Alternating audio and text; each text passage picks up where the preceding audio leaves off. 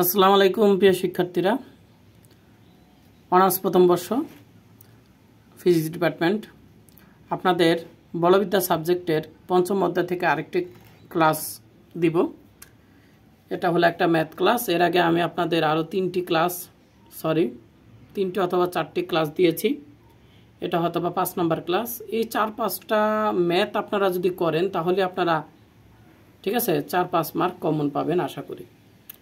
তো প্রশ্নটা কি আসলে দেখি।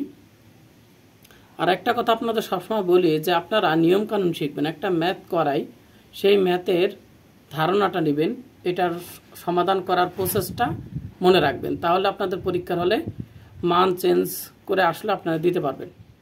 তো প্রশ্নটা দেখেন, 2 কেজি ভর এবং 3 মিটার পার সেকেন্ড বেগের একটা বস্তুর সাথে বিপরীত দিক হতে আসা 2 মিটার পার সেকেন্ড বেগে চলমান 8 কেজি ভরের একটা বস্তুকণা সংঘর্ষ হলো।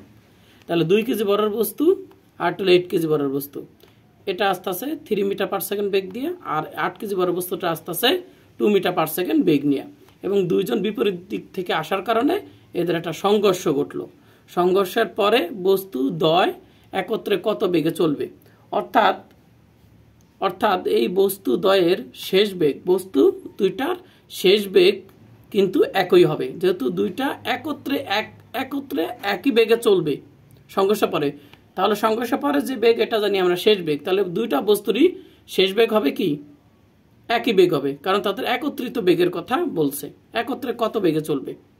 তো ভরবেগের নিত্যতা সূত্র অনুসারে আমরা কি জানি, সংঘর্ষের আগে মোট ভরবেগ, সংঘর্ষের পরে মোট ভরবেগ কি ইকুয়াল সমান। তা ভরবেগের নিত্যতা সূত্র কি, সংঘর্ষের আগে মোট ভরবেগ। তো সংঘর্ষের আগে মোট ভরবেগ হলো আমার কোনটা, সূত্র হলো m1 u1 m2 u2, এবং সংঘর্ষের পরে মোট ভরবেগ m1 b যোগ m2 b। এখানে দেখেন, এখানে কিন্তু আমার v1 এটা কিন্তু v2 হওয়ার কথা ছিল, কিন্তু এটা হবে না। কারণ কি, সংঘর্ষের পরে বস্তু দ্বয়ের একত্রিত বেগ দুইজনের একত্রিত বলা হয়েছে, তাহলে দুইজনের বেগে কি সমান। তাহলে এমন ভরের বেগ শেষ বেগ v1 আর দ্বিতীয় বস্তুর শেষ বেগ v2 এখানে হবে না, কারণ দুইজনের বেগটা একই, কারণ এখানে একত্রিত বেগ বলা হয়েছে। তাহলে দুইজনের বেগটাই কি v, এজন্য এখানে v1 আর v2 না হয়ে দুইজনেরই কিন্তু শেষ বেগ একই হওয়ার কারণে v হয়েছে, এবং আমাদের এই দুইজন একত্রিত যে শেষ বেগ এটাই আমাকে বের করতে হবে। তাহলে দেখেন আমরা কি করি, তাহলে m1 কার ভর, প্রথম বস্তুর ভর হলো 2 কেজি, এই প্রথম বস্তুর বেগ হলো 3 মিটার পার সেকেন্ড, দ্বিতীয় বস্তুর ভর হলো 8 কেজি, বেগ ছিল কত, সে কোন বেগে চলতেছিল 2 মিটার পার সেকেন্ড বেগে চলতেছিল। তারপরে যখন সংঘর্ষ হলো তাদের দুইজনের একত্রিত বেগটাকে আমরা ভি ধরছি, তাহলে ভিটা আমরা বের করবো। তো m1 u1 m2 u2, এখান থেকে আমরা মানগুলো বসিয়ে দিলাম, এখান থেকে আমরা ভি কমন নিলাম, তাকে m1 যোগ m2, এখানে আমরা মানগুলো বসিয়ে দিলাম 2 3, এটার মান কত m2 হলো 8, u2 এর মানটা 2 দিয়ে দিলাম।